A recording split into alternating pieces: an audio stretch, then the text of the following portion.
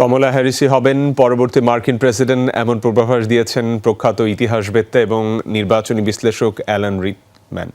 বিভিন্ন মাপকাঠি যাচাই করে ভবিষ্যৎবাণী করেন তিনি। বিগত 10টি প্রেসিডেন্ট নির্বাচনের 9টিতেই যা সত্যি হয়েছে। 77 বছর বয়সে বিশ্লেষকের দাবি, জরিপে ডেমোক্রেটরা পিছিয়ে থাকলেও জয় সুনিশ্চিত কমলার। নভেম্বরের 5 তারিখে অনুষ্ঠিত হতে যাচ্ছে যুক্তরাষ্ট্রের প্রেসিডেন্ট নির্বাচন। রিপাবলিকান প্রার্থী ডোনাল্ড ট্রাম্পের বিরুদ্ধে লড়বেন ডেমোক্র্যাট দলীয় কমলা হ্যারিস। জরিপে দেখা যাচ্ছে দিন যতই ঘনিয়ে আসছে, প্রেসিডেন্ট প্রার্থী হিসেবে ততই বাড়ছে কমলার জনপ্রিয়তা।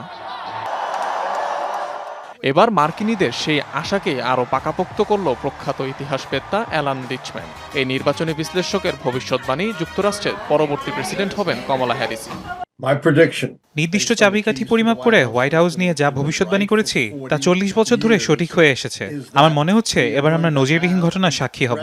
কমলা হ্যারিসই হবেন যুক্তরাষ্ট্রের প্রথম নারী প্রেসিডেন্ট। তার দাবি, বাইডেন মনোনয়ন প্রত্যাহার করে নেয় সুবিধা হয়েছে ডেমোক্র্যাটদের জন্য।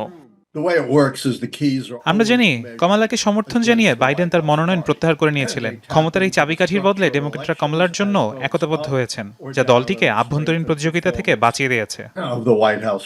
কিছু কিছু জরিপে ডেমোক্র্যাটরা পিছিয়ে থাকলেও বিজয় ছিনিয়ে আনবেন কমলা, এমনটাই প্রত্যাশা অ্যালান রিচম্যানের।